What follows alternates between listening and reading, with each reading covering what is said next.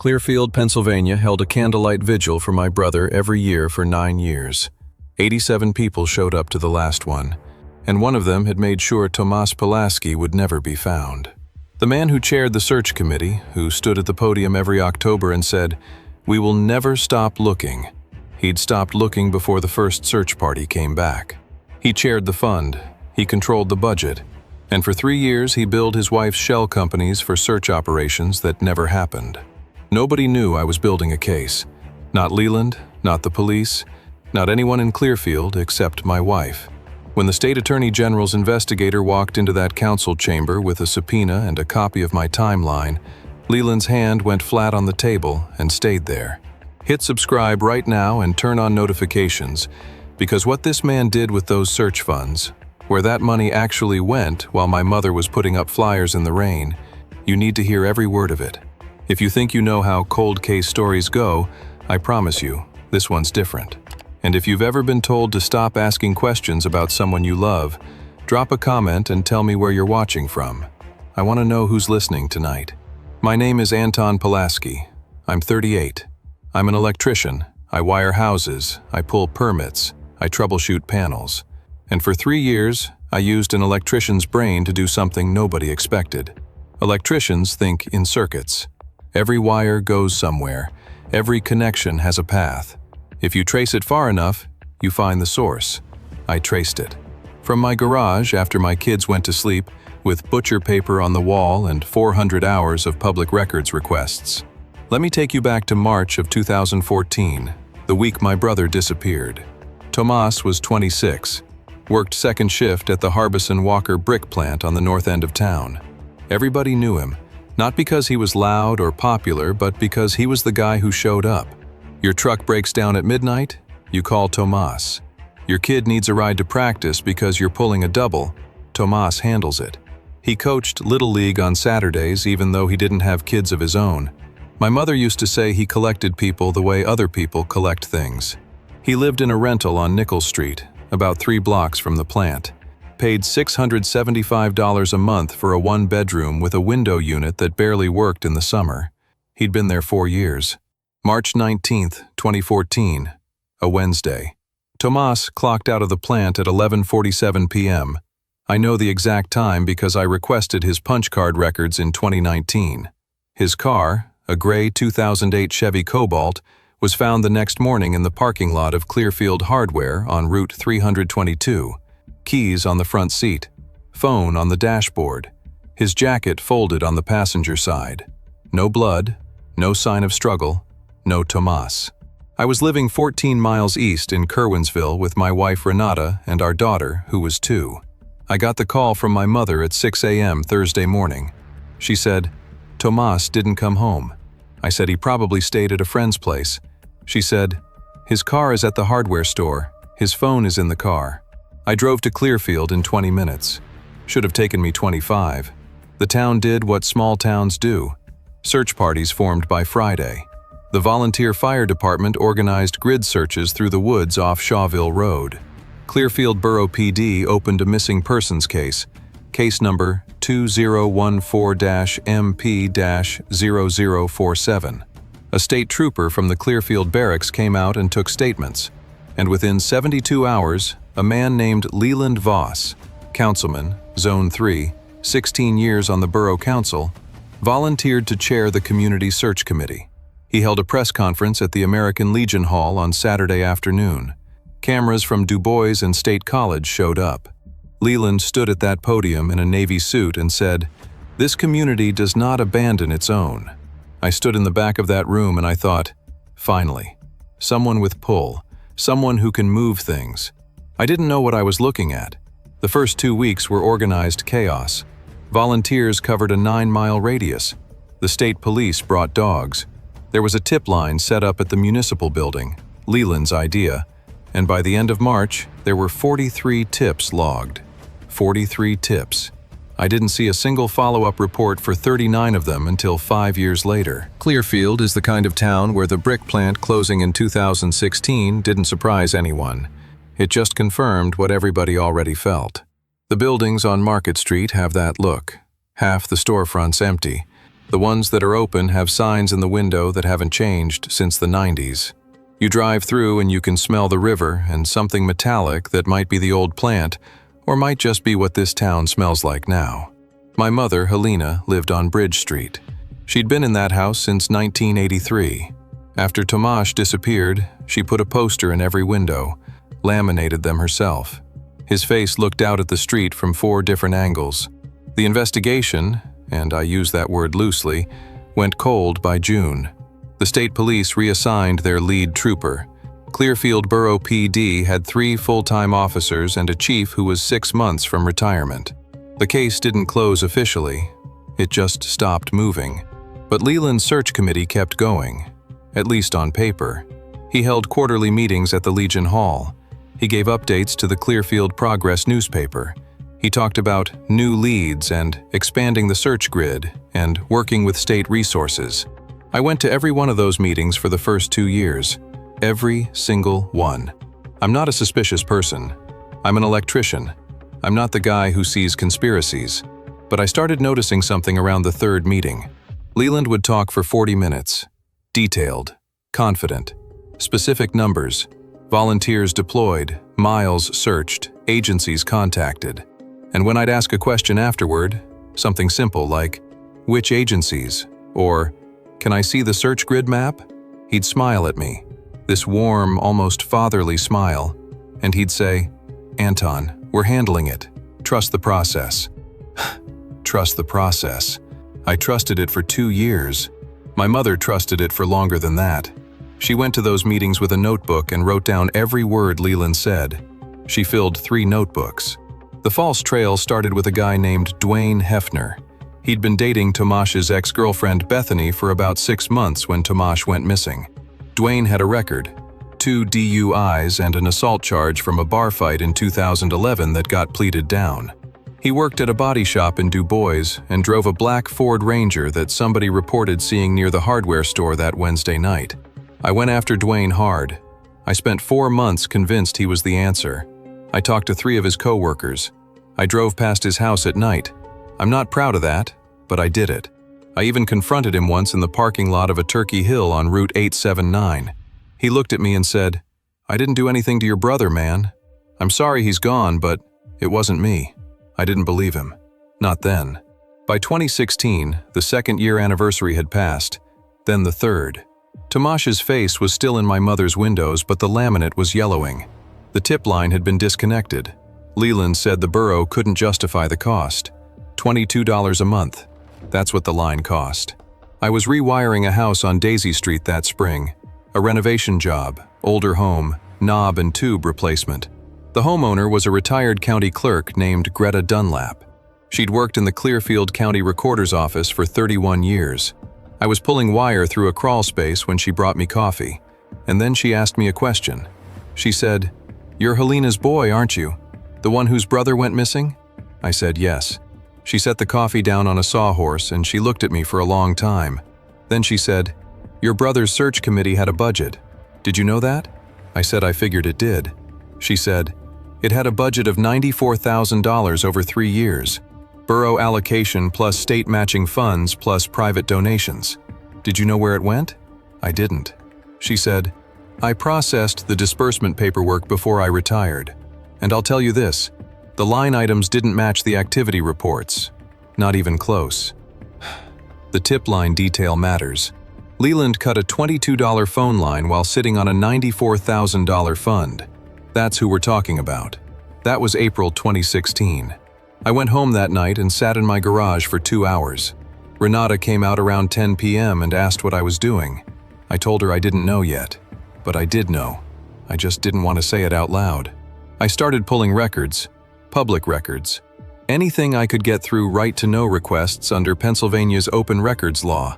I filed my first request on April 29, 2016, a request for all disbursements from the Clearfield Borough Community Search Fund, fiscal years 2014 through 2016. The borough's response took 47 days. They're supposed to respond in 5 business days.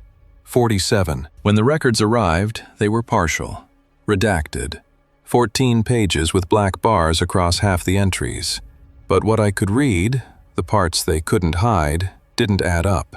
The fund showed $31,400 paid to a company called Ridge Valley Environmental Services for search area assessment and terrain mapping. I looked up Ridge Valley Environmental Services. It was registered to a P.O. box in Phillipsburg. No website, no phone number, no employees listed on any state filing. Have you ever looked at a piece of paper and felt your hands go cold? The company's registered agent was a woman named Cynthia Voss, Leland's wife. That's when I stopped trusting the process, and I stopped asking Leland questions at meetings, because now I had a different kind of question, and I was going to answer it myself. Have you ever realized that the person leading the search for someone you love was never actually searching? That the whole operation, the press conferences, the updates, the volunteer coordination, was a stage set? I need you to sit with that for a second, because that's where I lived for the next 3 years. Drop it in the comments if you've ever caught someone performing concern, because that's exactly what Leland Voss was doing, and what I found in those financial records, that was just the surface. The real money trail went deeper. I set up a system. I'm not a detective. I'm not organized the way detectives are, but electricians think in circuits. Every connection has a path, and if you trace it far enough, you find the source. So I built a timeline, a physical one. Butcher paper taped to the wall of my garage, behind the tool chest where Renata and the kids wouldn't see it. Blue tape for confirmed dates, red tape for money movements, green tape for Leland's public statements. By September 2016, I had filed 19 right-to-know requests across 3 county offices and 2 state agencies. Most came back partial. Some came back denied. A few came back with exactly what I needed. Here's what I found. Ridge Valley Environmental Services received $31,400.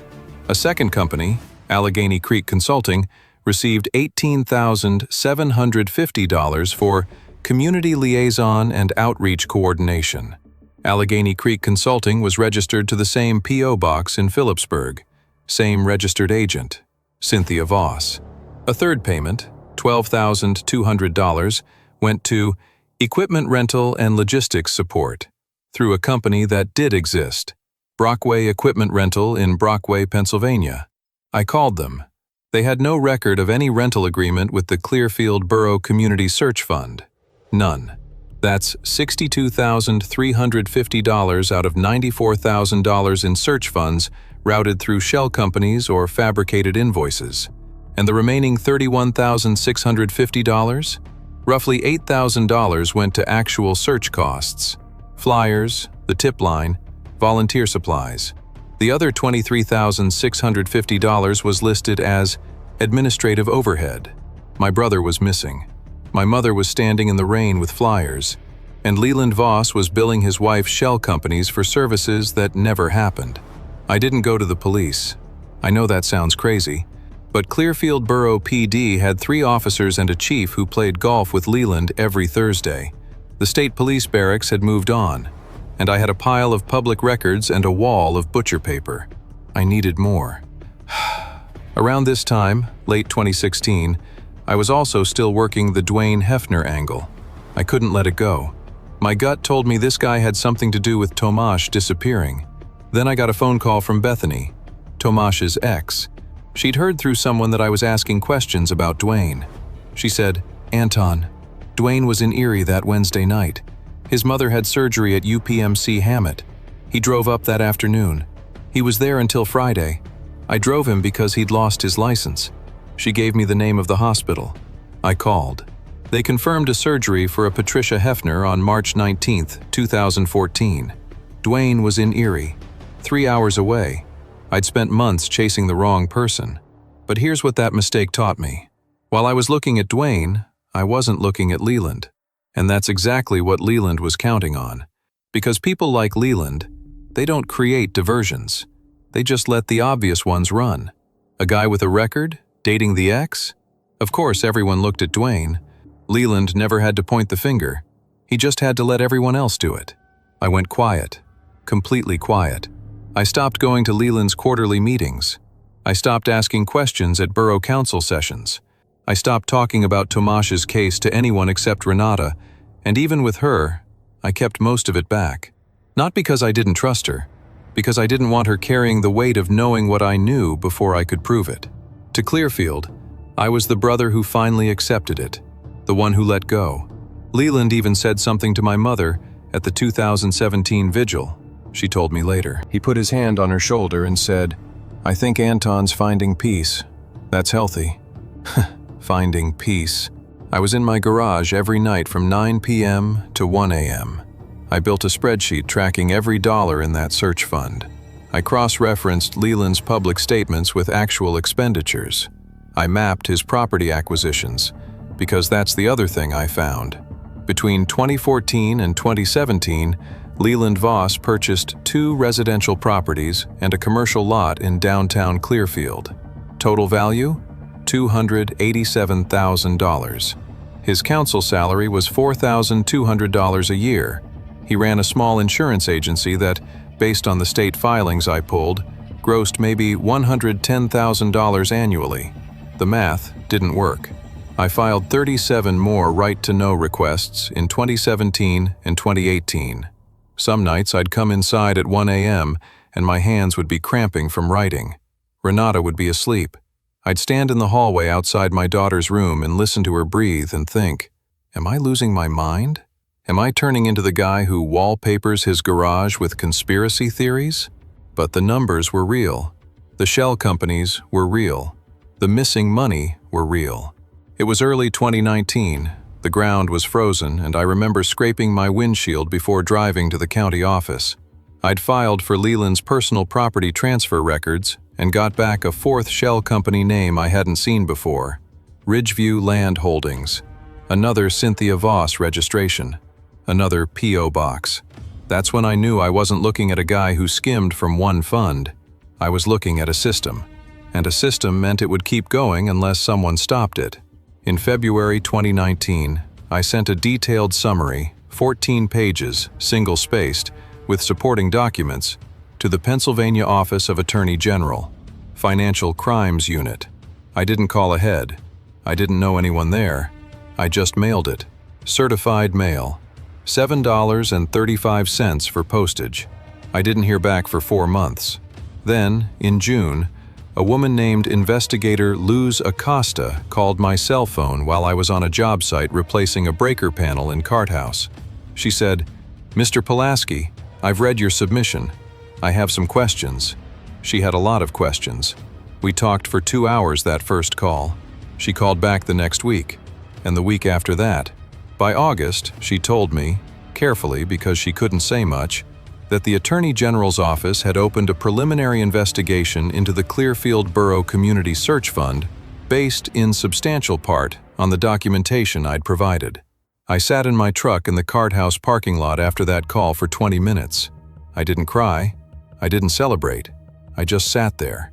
If you had records showing someone stole from your missing brother's search fund, but you had no badge, no law degree, and the local police played golf with the suspect, what would you do?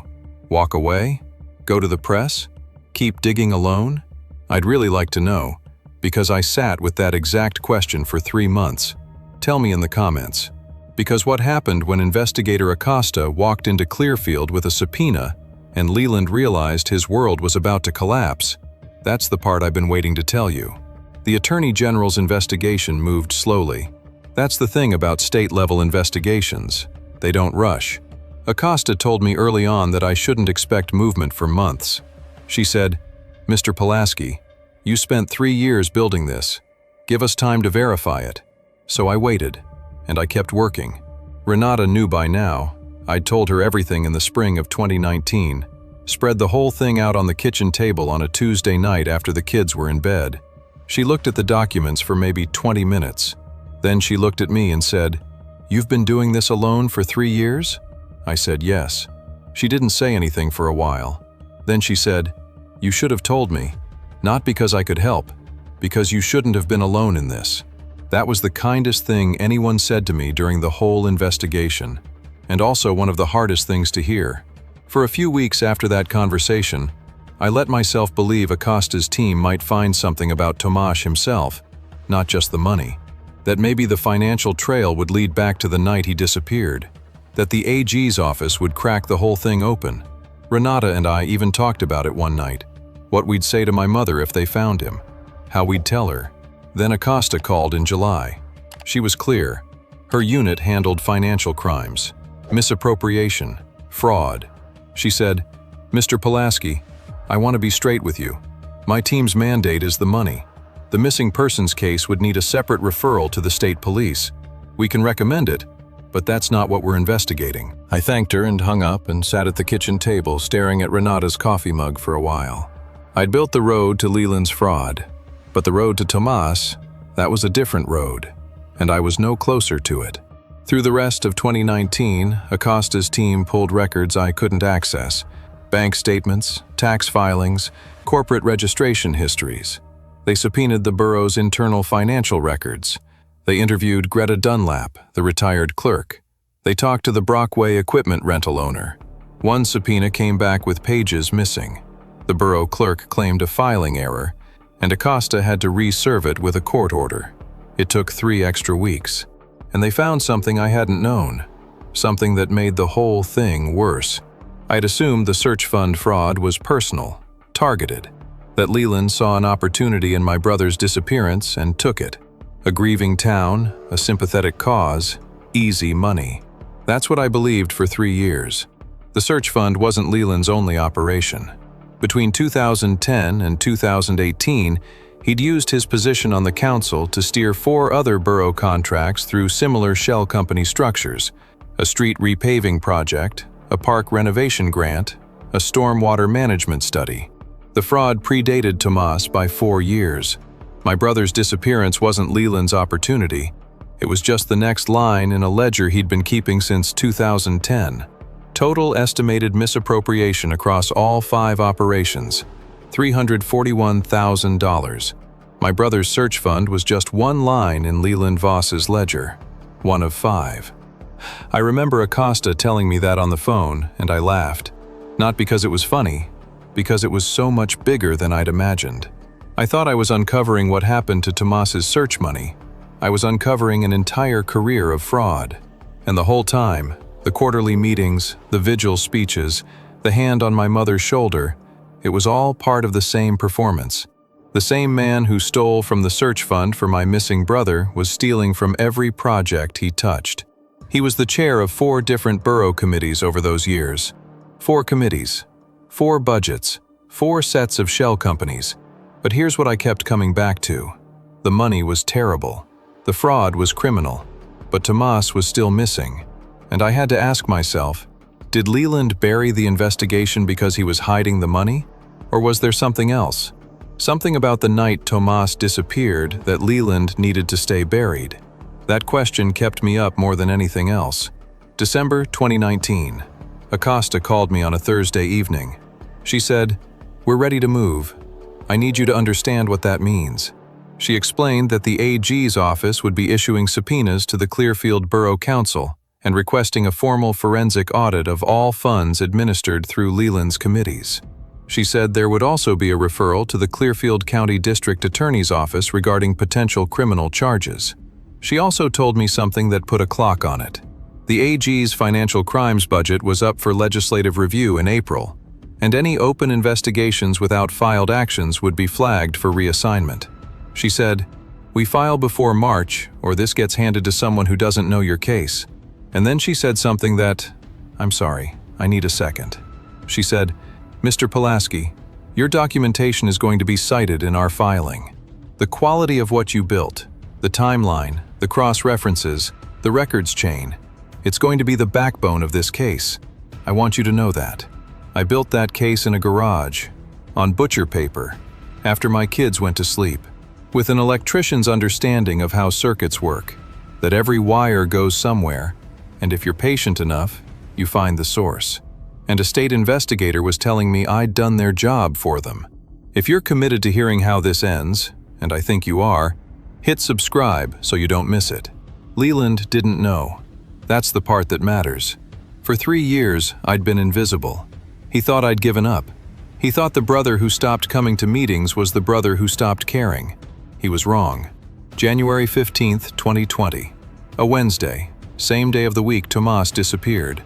I don't know if that's coincidence or something else. The Borough Council held its regular monthly meeting in the council chambers on East Market Street. 7 council members, borough manager, borough solicitor, about 30 residents in the gallery.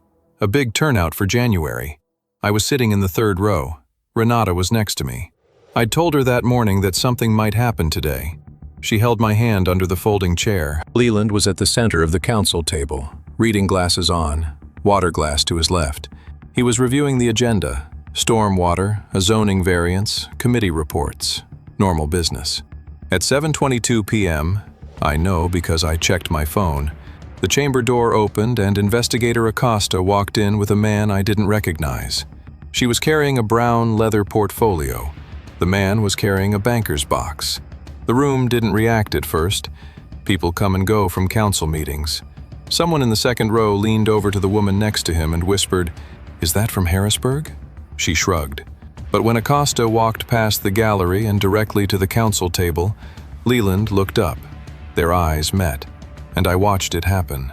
I watched 3 years of patient, invisible garage floor work walk into that room in the form of a state investigator with a subpoena based on documentation that Leland's dismissed, grieving, broken brother had built line by line in the dark.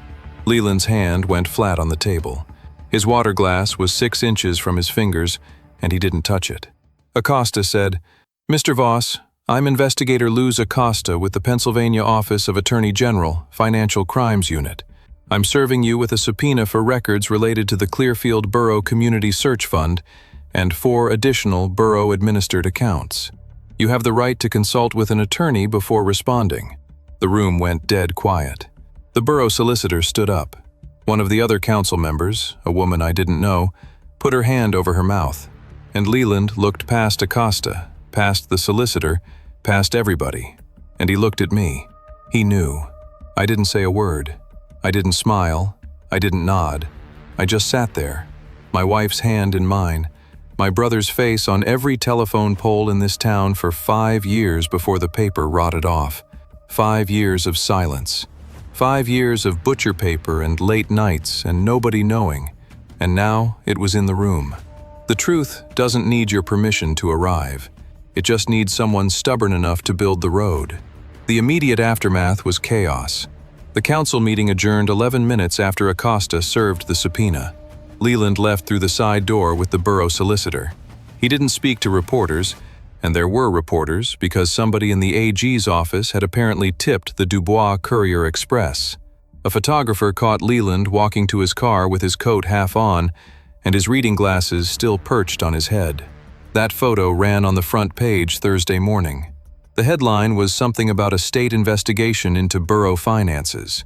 But the photo, Leland Voss, half-dressed, glasses crooked, looking like a man who just realized the floor was gone, that's what everyone in Clearfield saw. By Friday, 2 things happened. First, the Borough Council held an emergency closed session and voted 5-1 to suspend Leland from all committee assignments pending the investigation. The one dissenting vote was Leland's. Second, Leland hired a criminal defense attorney from State College, a man named Reginald Carnes, who'd represented a Dubois city councilman in a corruption case in 2012. The Clearfield rumor mill, which had been dormant on the Pulaski case for years, woke up overnight. I started getting phone calls. People I hadn't heard from in 3 years. People who'd stopped looking at me when I walked into the post office. People who'd heard I was having a hard time and needed to move on.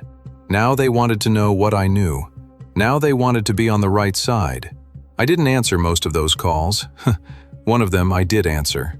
My old neighbor, a guy named Cal Breeden, called me Saturday morning. Cal had been on the search committee from the beginning. He'd walked grid patterns in the woods. He'd donated $200 to the fund. He started with, "Hey, Anton, I saw your truck at the Henderson job last week. You replacing that whole panel or just the sub?" I told him just the sub. Then he got quiet for a second and said, "Listen, I heard about Leland. Is it true?" I said, "I don't know what you heard, Cal." He said, "People are saying you're the one who turned him in, that you've been investigating him for years. "Is that true?" I said, "Cal, I'm an electrician. I just followed the wires." He was quiet for a second. Then he said, and he sort of stammered on it, "I walked those woods. For your brother. Every Saturday for 2 months. And that money I gave, you're saying it went to Leland's wife's fake company?" I said, "I'm saying $62,350 went to 2 companies registered to his wife at a P.O. box in Phillipsburg, and neither company has any employees or any record of performing any services." He didn't say anything for maybe 10 seconds. Then he hung up. I heard later that Cal went to the American Legion that afternoon and told everyone what I'd told him, numbers and all. By Sunday, the whole town was doing the math. I know this is a lot of numbers, stay with me. But Leland, and this is important, Leland didn't crumble. Not yet. He released a statement through his attorney on Monday. 3 sentences, something about unfortunate mischaracterizations and full confidence in the process. He didn't resign from the council. He didn't apologize. He went to work at his insurance office on Tuesday morning and opened the door and sat at his desk. That's the thing about men like Leland. They don't collapse when the first wall falls. They rebuild. They recalibrate. They find the next angle. But Leland had a problem he didn't know about yet. While the financial investigation was proceeding, Acosta's team had pulled the original missing persons file from Clearfield Borough PD, the file that had been inactive since 2014, and they'd found something in it that nobody had flagged. 4 of the original 43 tips on the tip line had been marked NFA, no further action, by someone who wasn't a police officer. The handwriting matched Leland's handwriting on his committee reports. The tips hadn't just been ignored, they'd been screened out by the man chairing the search committee. Leland Voss didn't just steal from my brother's search fund, he actively suppressed tips that might have led somewhere. Would you have been able to stay quiet after hearing that? Would you have been able to hold it together knowing the man who stood at vigil podiums had been burying leads the whole time? I want you to think about that. Really think about it. Because when I found out, I sat in my garage until 3 a.m. and I didn't move. Tell me in the comments what you would have done, because I'm still processing it. February 2020. Acosta called me into the Clearfield County Courthouse, not the borough building, the county courthouse. She had a conference room on the 2nd floor. She showed me copies of the 4 tips. 3 of them were vague. I saw a car, kind of stuff, but the 4th one was specific, dated March 24th, 2014, 5 days after Tomas disappeared. The caller reported seeing a gray Chevy Cobalt being towed by a flatbed on Shawville Road, heading toward a property off Brisbane Road late at night. The caller gave a partial plate number that matched Tomas's car. The tip included the caller's name and phone number. Leland had written, NFA, duplicate report, already investigated, next to it. It was never investigated. There was no duplicate report. The caller was never contacted. Acosta told me the AG's office had contacted the caller, a man who'd been driving home from a night shift at a lumber mill. He confirmed his original statement. He said no one had ever followed up. He said he'd called the tip line, gave his information, and never heard back. 9 years. That tip sat in a file for 9 years. 5 days after my brother vanished, someone saw his car being towed toward a property on Brisbane Road, and Leland wrote NFA and moved on. Acosta's team traced the Brisbane Road property. It was a 93-acre parcel owned by a timber company that had gone bankrupt in 2009. The property had been purchased at a tax sale in 2015 by, I don't even need to say it, do you? Cynthia Voss, Leland's wife, through a holding company called Ridgeview Land Holdings. In March 2020, the AG's office obtained a search warrant for the Brisbane Road property. I wasn't there for the search. Acosta told me I shouldn't be. She said, "Let the evidence speak, Mr. Pulaski. You've done your part." They found Tomas's car. What was left of it?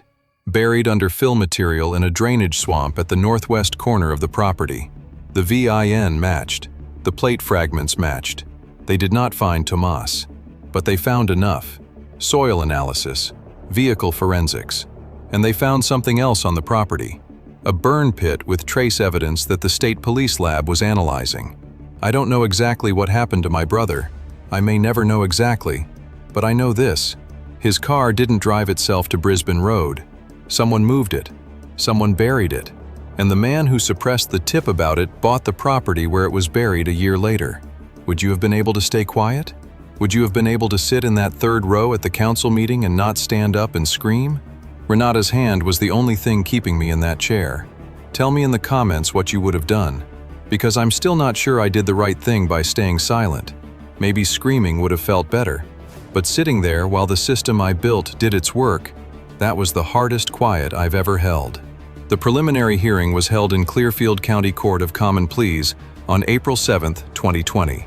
Judge Helene Crabtree presiding. Leland's attorney, Carnes, had filed a motion to quash the subpoena, arguing it was based on unverified citizen complaints and lacked sufficient foundation for a criminal investigation. Acosta's response was my file, my 14 pages, my spreadsheets, my public records, my timeline, cross-referenced with the AG's independent verification. Judge Crabtree read the motion. She read Acosta's response. She looked at Carnes and said, "Counselor, this citizen's documentation is more thorough than most professional audits I've reviewed in this court. The motion to quash is denied." Leland sat at the defense table. He was wearing the same navy suit he'd worn to the first press conference at the American Legion Hall 6 years earlier. His hands were folded. He did not look at me. But here's the thing I didn't expect. After the hearing, as people were filing out, Leland stopped in the aisle near my row. He didn't face me directly. He was angled toward the door. But he said, quietly, almost under his breath, "I never meant for it to go this far." I don't know what that meant. I've turned that sentence over in my head 100 times. Did he mean the fraud? The cover-up? Tomas? Did he mean he never intended for any of it to escalate beyond a little skimming? Or did he mean something darker? I didn't respond. He walked out. The formal charges came down in June 2020. Leland Voss was charged with theft by deception, misapplication of entrusted property, tampering with public records, and obstruction of a criminal investigation. 47 counts across 5 borough funds. He resigned from the council on the same day. Cynthia Voss was charged separately with conspiracy and money laundering. Ridge Valley Environmental Services and Allegheny Creek Consulting were dissolved by court order. The Clearfield Progress ran the story for 3 straight weeks. State outlets picked it up. A reporter from the Pittsburgh Post-Gazette drove out and interviewed my mother. She was 71 by then. She stood on her front porch, still had the posters in the windows, and said, "My son is still missing. That man stole the money that was supposed to find him."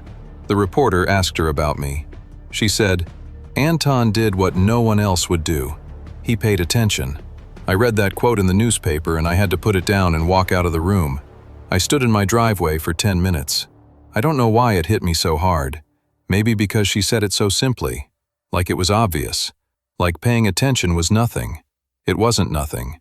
It was 3 years in a garage, 400 hours, 56 right-to-know requests, and a wall of butcher paper that I finally took down in July 2020, rolled up, and put in a box in the attic.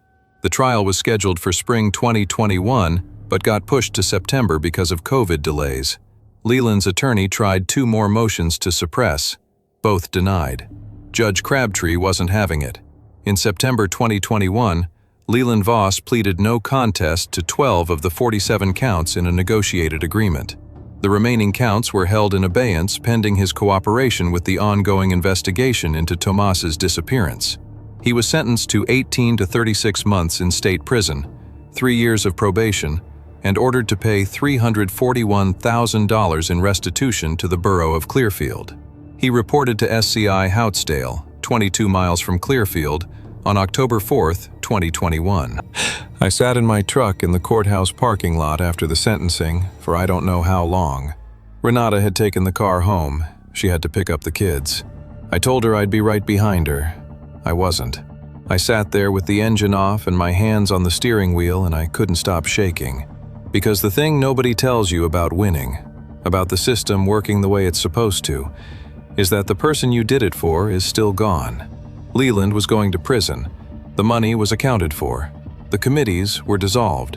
and Tomasz was still missing. I put my forehead on the steering wheel and I cried. Not for long, maybe 3 minutes, but it was the first time since 2014 that I'd cried about any of it. The Brisbane Road investigation is ongoing as of when I'm telling you this. The State Police Cold Case Unit took over from Acosta's financial team. They've been working the property, the burn pit, the vehicle forensics. I get updates every few months. Each one says, active investigation, no new remains recovered at this time. I don't know if I'll ever get to bury my brother. That's the truth. And I've had to make a kind of peace with that. Not acceptance, because I don't accept it, but a working peace. The kind where you can get through a day without it being the first thing you think about when you open your eyes. The town fractured after the sentencing. Some people looked at me with gratitude. The volunteers who'd walked the woods, the donors who'd written checks to what they thought was a real search fund. Cal Breeden was one of them. But others, people who'd served with Leland on committees, people who'd gone to his church, people who'd known him for decades, they looked at me like I'd broken something they needed. The town had a version of itself where Leland Voss was a leader, and the search for Tomasz was real, and I took that away. I don't apologize for it, but I understand why some of them can't forgive it. My mother moved out of the Bridge Street house in January 2022. She's in an assisted living facility in Du Bois now. Her choice, not mine. She said she couldn't look at those windows anymore. The posters are gone, but she keeps one. A smaller one, wallet-sized, in her nightstand. Renata and I are still in Curwensville. Our daughter is 12 now. Our son is 8. They know about Uncle Tomasz. They know their father did something important, even though I'm not great at explaining what it was. I tried once. I said, I followed the wires. My daughter looked at me and said, Dad, that doesn't make sense to anyone who isn't an electrician. She's right. It doesn't. But it's the only way I know how to describe it. I went back to work full-time after the sentencing. I'm still wiring houses. I'm still pulling permits. I'm still the guy who shows up at 7 a.m. with a tool belt and a panel schedule. Cal Breeden called me again a few months after the sentencing. He said, I owe you an apology. I should have seen it. I told him nobody was supposed to see it. That was the whole design. He asked if we could get a beer sometime. I said, sure. We haven't done it yet. I don't know if we will.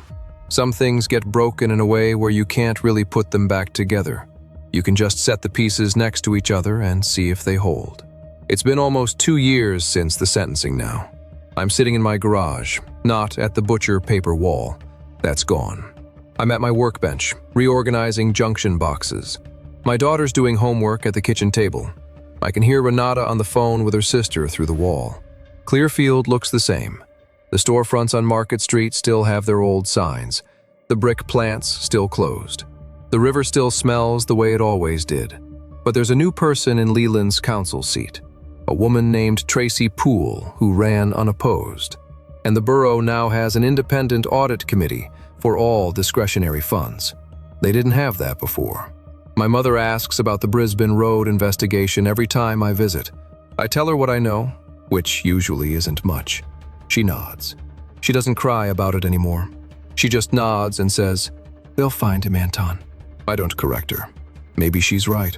Maybe the cold case unit will find what they're looking for in that property.